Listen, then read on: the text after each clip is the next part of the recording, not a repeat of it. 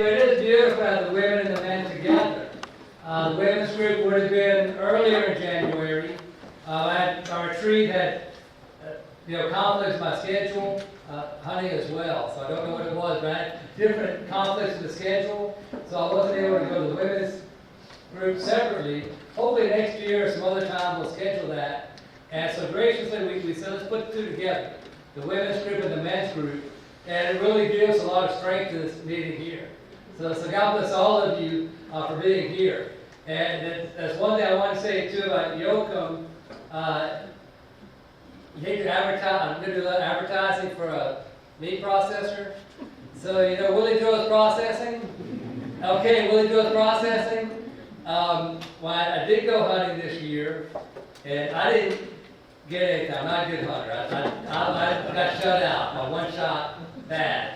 But my friend, Father Clint Wrestler, got a good deer. And Father Clint Wrestler is a priest in Galveston, Houston, went to Sacred Heart Crosby, and so he was taught by Carnivore Blessed Sacrament Sisters of Victoria. They used to teach in Crosby. And so I had that deer meat, and it's like, where do you get it processed? And I thought, Crosby, it's a kind of long drive, and someone said, try Willie Joe's. And so I stopped by Willie Joe's in Yoakum, dropped it off. Didn't have my collar, didn't tell him I'm the bishop, just said Brendan Cahill, tried to play it cool. Then they called me say, Bishop, your meat's ready, I'm not charging you. so I told Willie Joe's, I said, just remember that it's going to the sisters. It's not for me, it's for the convent. And so that's why I'm going to pay advertising for them, they took care of me. But yeah. So they're going to have like 30 or 40 sisters praying for them, right? They'll take care of that. That's going to be good. What I want to talk about today, kind of, digging in, it's all because, just talk about what's going on the diocese, what are you doing, what do you see in the coming year, what are important things for us. And so I've been thinking about that. Probably these last few years, I've had a chance to come and visit and share with you what I look forward to in the coming year. What kind of are important things for us to think about. And it gives me a chance to step back and look at the big picture. The big picture for me really is tied into that reading from Romans. Probably about 20 years ago, I used to be the rector of the seminary, where I was forming young men to be future priests.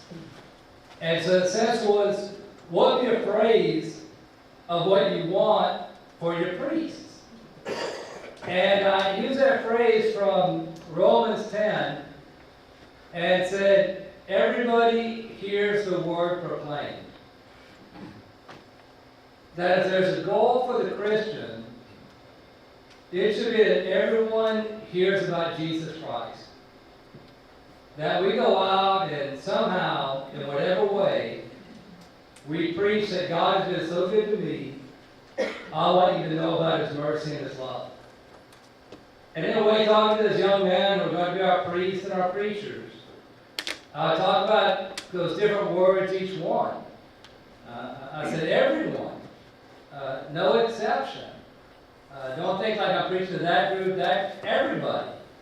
So it's for us to kind of look beyond and see who might be missed. And to find out. A sense that they hear something, that they can hear someone talk about Jesus to them. That you're able to talk about that. And it's the word of Jesus, not my word. It's, I can talk about myself a lot, but it's about Jesus, about His word for them. And to focus on that. And so probably for about 20 years, it's been something in my heart, in my life, that how does it happen? Everyone hears the word proclaimed. About 2017, I was here as a bishop, and I got invited to a conference in Steubenville, Ohio, at Franciscan Steubenville. And at Franciscan Steubenville, they said this conference, this magic words for me, they said it would be free. And I said, free, I can take that, I'll do that. And they said free under one condition. The one condition has to be that you think the most important work in your diocese is evangelization. The most important thing we do is evangelize. We proclaim Jesus Christ to people and bring Jesus Christ to people. So everything I do as a bishop, it says that it's to be great things, to be wonderful things, but the most important has to be bringing people to Jesus Christ. And it's all got to be connected. And so I remember at that time, there were little exercises, and sometimes there have been these conferences where they have you do exercises and thoughts.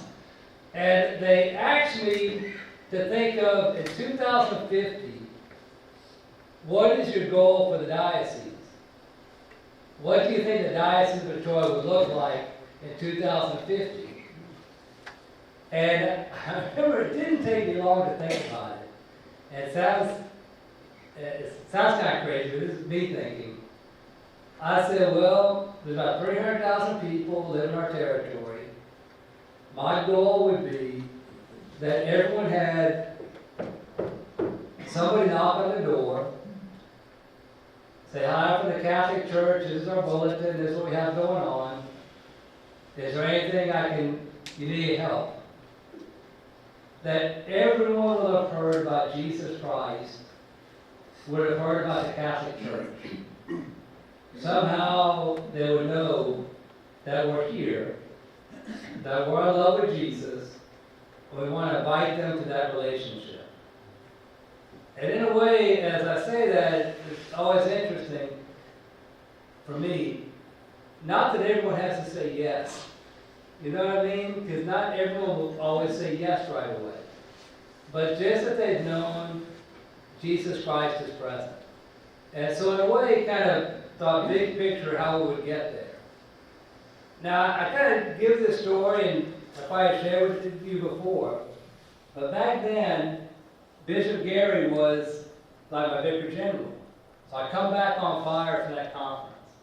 Have all these big ideas, things we want to do. And with Bishop Gary, you know how he's kind of practical? He's practical. It's like, he was able to take all these big vision things I had, like everyone's going to hear the word proclaimed. And we actually wrote up a job description. And kind of what it came down to was we called it family evangelization. That what we would do is teach our families and help our families in evangelizing ourselves. And so we wrote this job description, and kind of the idea is every parish had a few families that were evangelizers and going out. Wrote a job description for Director of Family Evangelization. Put it out on the internet. And sure enough, there was a young man in Orlando, Florida, who was looking for a change in life. And he came to Victoria, Texas, Justin Reyes. That when he saw that job description, he said, that's the type of thing I want to be involved with. Helping young families to be leaders in your own family first, and leaders in the community that follow.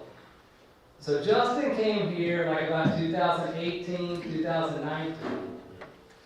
It took a year, and he was an analyst, right? Again, totally different than I would be, but kind of like Father Gary. He would analyze things. And studied people, asked him, what's the most important stuff? What do we need to do? Well, the first thing that men and women said, you've got to reach the men first. The men have so many challenges in their lives. Men need to be leaders in the home, need to teach the faith, need to focus on men. And then after we kind of done that, focus on women. The women can have, groups can do whatever, focus on faith. Then focus on families. So we kind of looked at that. And so that's from there we came up with the first men's conference to focus on men's spirituality. The men's group here in Lavaca County.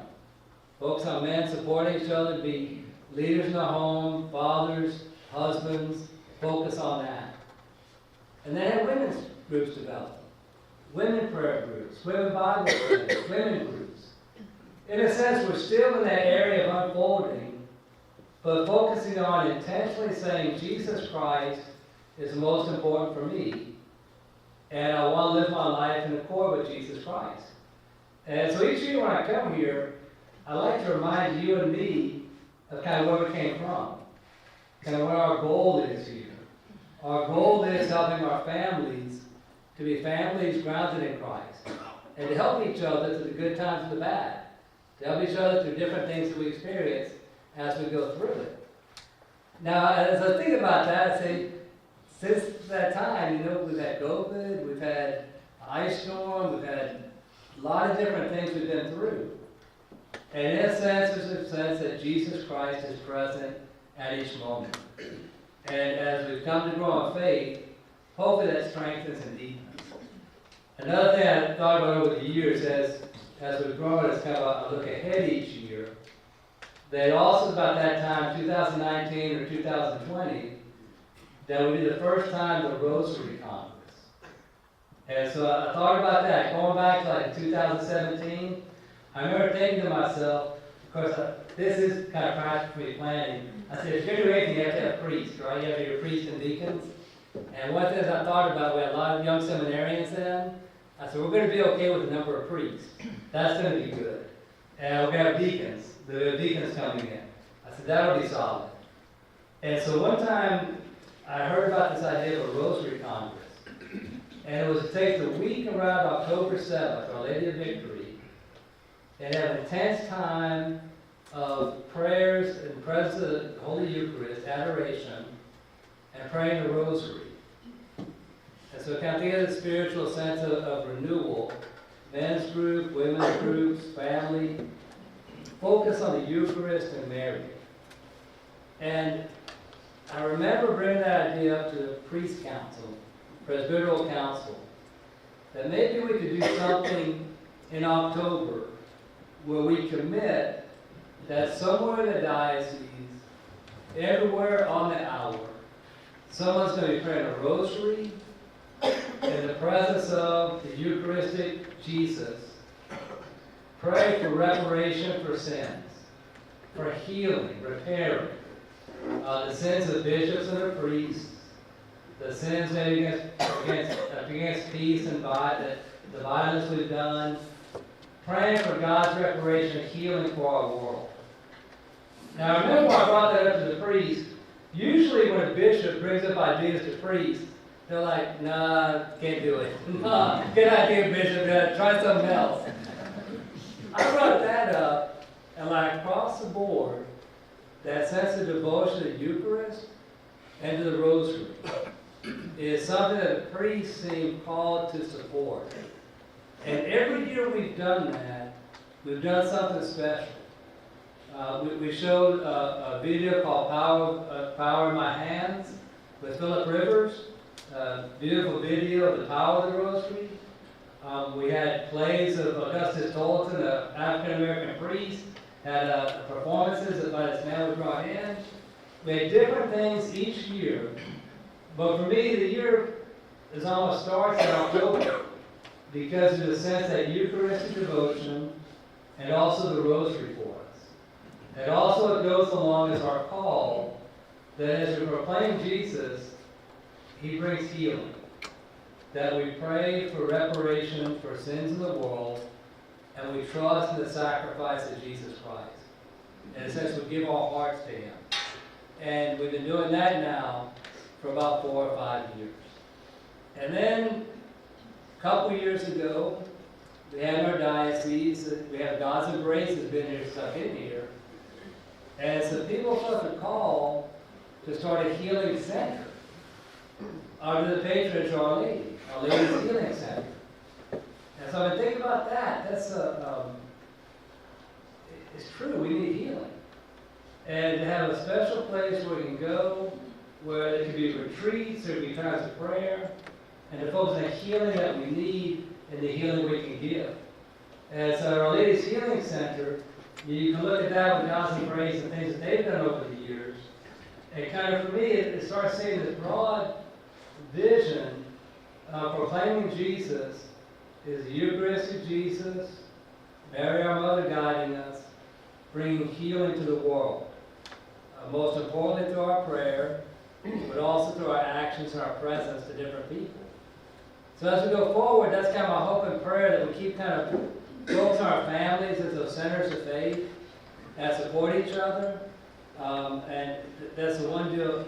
As I grew up in my family, it's hard, right?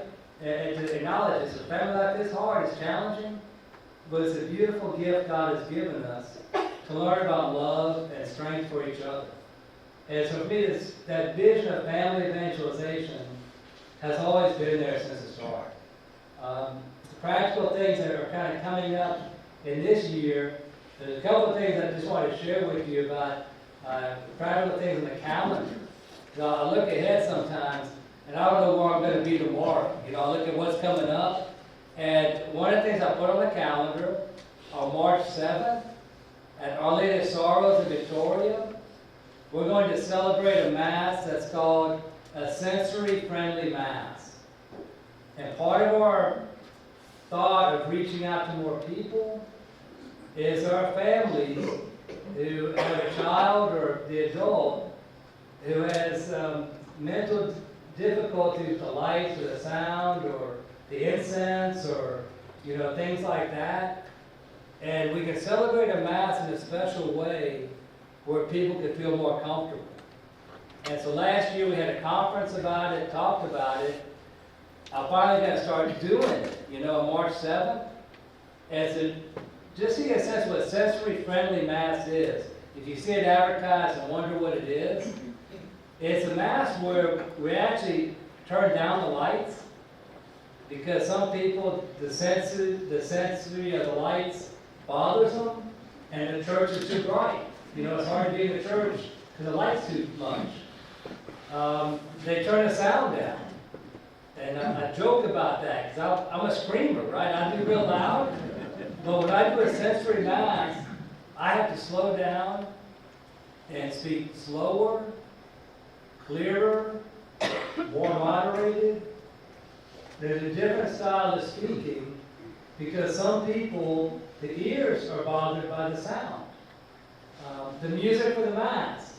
Some of us love praise and worship, the drum and the things like that. Not at this Mass. It's kind of quieter music that people can feel more comfortable with. What people love another thing about the Mass, shorter homilies. It's like those people speak too long and say shorter homilies. But it's an intentional Mass because there's a fear that there are people who maybe they came to church and the child had, would scream out and they felt judged. They kind of felt kicked out of the church because their child was misbehaving, and they don't feel comfortable coming back. Well, this type of Mass, you might have a child wander up on the altar and it's okay. It's like you don't stop and you let, it's one of those deals to kind of be more patient with it. That for me has been a sense of growing and understanding how do we serve communities with disabilities. And how do we celebrate the Mass and be more open? And I thought about that because I said, hopefully when we start to realize, make connections, there's a lot of people in the same boat. That, I talk about all these big plans and how beautiful these things are, but they don't really feel comfortable coming in the door. And to try to say, how can we be more welcoming and open? And so as I share about that, I can tell you on Friday, I was in Dallas giving a talk to a group of parishes that have begun doing these sensory-friendly Masses. And what I found out there, they've got like 5 or 6 parishes that are doing it, and the commitment is maybe 1 Mass a month at each parish. But what happens is the families are going to where the Masses are. And what's happening is the Masses are growing. Like a little church said, we used to have 100, 200 people at the Mass. There were 600, because people found out all across Dallas they were doing these Masses. And so that's one of my hopes is for me to kind of think about that as we started, to let people know, be connected while we do it, and to be opened up these families who are families of faith, but sometimes don't feel welcome or comfortable coming to the church. And the beautiful thing, I'm giving this talk in Dallas about, the masses that they're doing, sensory-friendly masses. Well, what do I conclude with? Father Charles Crom, right? Father Charles Crom, as our servant of God, that Father Charles Crom was a saint before he was a priest. If you know the story, he was living at his mom and dad's house, couldn't be a priest, but he was proclaiming the good news of Jesus Christ all around the world to people who are suffering in Peru, Bolivia, all around the world, as an ordinary man, right? Not as a holy priest, right? Just a guy who could preach God with a ham radio. And so I'm praying for his intercession for us with that work, with the sensory-friendly masses, and our ability to be open to people with disabilities. People are welcome at the Mass. It's beautiful. Handed out more of those cards, and we'll keep promoting Father Crom, servant of God, as we go ahead. I've thought about that, Father Crom, and been praying for a guidance with our ministry with persons with disabilities as we open up.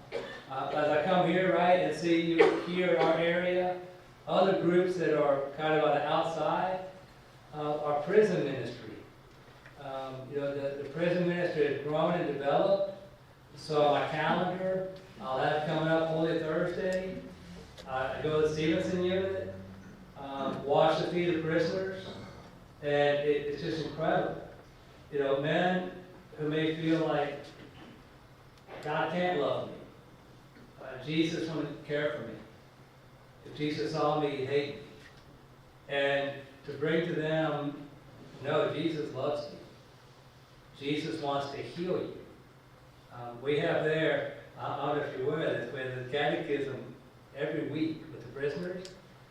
And at the prison, there's about 1,100 prisoners, and there'll be about 100 at the weekly Mass. There were 12 confirmed not too long ago. There are several that are baptized. Again, a group that would think, when we say everyone, who might be forgotten, well, sometimes the prisoners, and to say, can we proclaim him there? And here in our community we do, right? We reach out and reach out to the prisoners. I think for myself, like right now, this is my U.S. bishop's role is immigration. So as hard as that is, right? And I said, okay, we have politics and believe what we believe, but how do we treat the human beings? How do we treat our brothers and sisters? Pray for our police officers. Pray for our immigrants. Pray for everyone involved. But how do we proclaim Jesus Christ in the midst of all the conflict? How do we just offer prayer to Jesus for healing and peace to these people, to everyone suffering? That whatever it is that you think of, who might be missing, who may be afraid to come to church, who may think, I don't will be welcome if I go there. And to think about how we reach out and keep going out and out to more people. As I thought about this today and shared with you, I got to tell you, it really fills my spirit to see all of you. Because the reality is, why are we here? Because we love Jesus. And we want to know him more. We want to proclaim him. And in a sense, that's what's brought us here. And I get to see gifts of hope each and every day. That's kind of what, again, now I'm thinking my daily schedule, right? What do I do each day? Okay, last week was in Dallas giving a talk. Next March, I'm worried about that Mass and Our Lady of Sorrows that I think I'm just worried about it, so pray for me that I do that Mass correctly. I don't speak too loud. I don't move too much. All the things that I tend to do, this is a Mass total opposite of how I celebrate Mass. And it's like I just have to learn. And so it's pray for that as we do that ahead. Pray for different things we have. But then this one, I say, coming up also on the calendar, it comes up, I visit all the schools and all the CCDs. And I can tell you, for me, like the idea of visiting the CCD and the school is that my family, I grew up maybe like Timothy did. I grew up with mothers and grandmothers. My my father was a church dad. I mean, my dad was in church all the time. We were very active.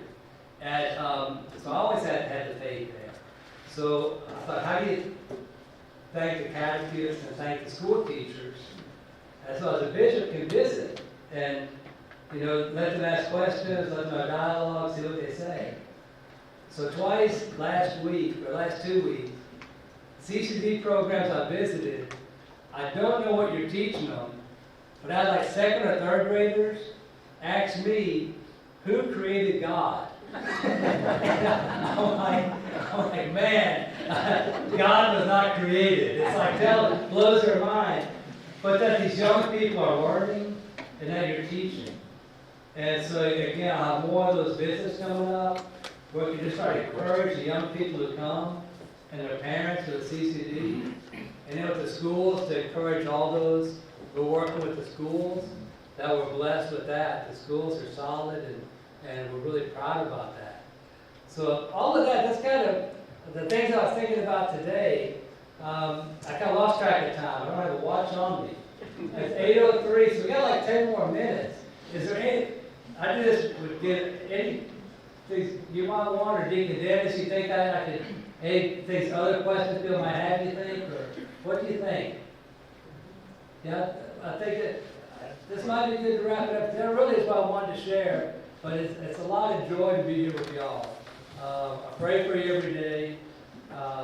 I feel the prayers you have for me, and it's our unity, that we're all diverse. Like I said, we all have different personalities, different ideas, like I said, even different political views, but that we work together with the love of Jesus as the guide. And so that's what I really appreciate. I can't say enough. Reverence for the Eucharist, devotion to Mary, those are keys, and I think I see it everywhere. And so that just, I would say I'd encourage you to keep up the good work, right? Keep the faith, and I'll leave it at that today. We can end a little bit early and get home in the cold weather.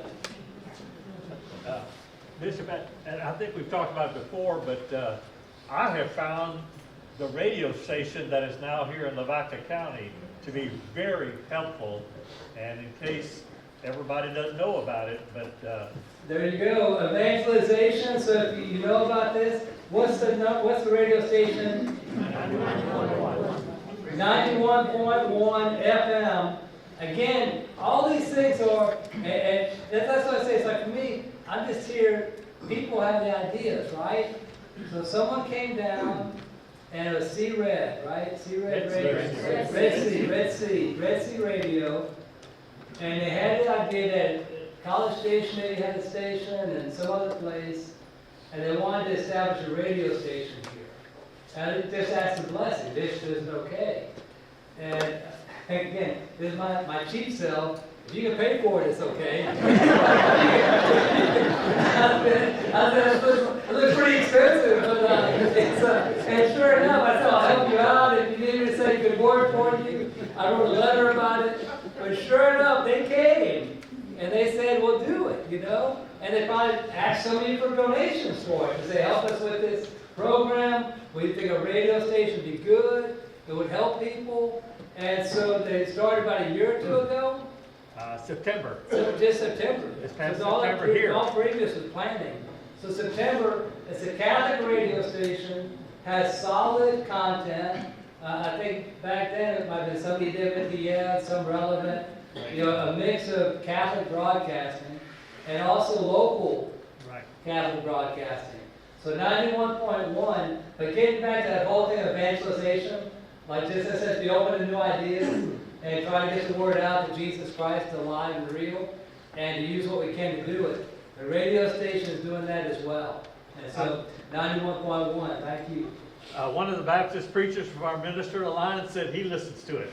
Yeah, well, you know, I say about that, like the goal for Christian unity, because we do a televised Mass on KEBU 25. The 9 a.m. Mass on Sunday is from the cathedral. And that's Father Kirby's there, Father Kirby, myself, Father Jonas, and my Protestant friends, they all watch it. I mean, they know our liturgy too. Yes, the Catholic Church, our liturgies are so reverent, and that's, again, I'm very proud of our diocese, our priests, that our liturgies are reverent. You know, it's that if you go there, you go to Mass here, and I'm sure it's everywhere, but just for me, I don't know, it's judgmental on my part, but it's still, the priests really believe that's Jesus' body and blood. You can just see it. And some may take a little more time, some may do this, but everyone believes. And I think with the brother priest, I love that. 'Cause I said, if we have the Lord Jesus here, everything's going to be all right. You know, all these things I get worried about, if the Lord Jesus is there, it's going to be all right. And we just had these beautiful liturgies, you know, around the diocese. But it's funny, the Protestants even look at our liturgies too. You got to see how we do it. Bishop, I just add with regard to the radio station, Yeah. and this was deliberate, but the call letters are KRTL, right to life. Yeah, right to life, and think about that, because we talk about that quite often, like, we need to do more, like our right to life. We have the Victorian procession next Thursday. We had the big March to Life in Washington, D.C. Still as big, we still march, and to continue that, the pro-life is our preeminent, right? Continue on that, working to end, because it still is, whatever it is, it's an evil, but to end the evil of abortion, and to pray for life. And then everything else flows from that. All the other justice issues flow from that first right. And so RTL is intentional. I didn't realize that. That's good to know, because that's what we're always going to proclaim that.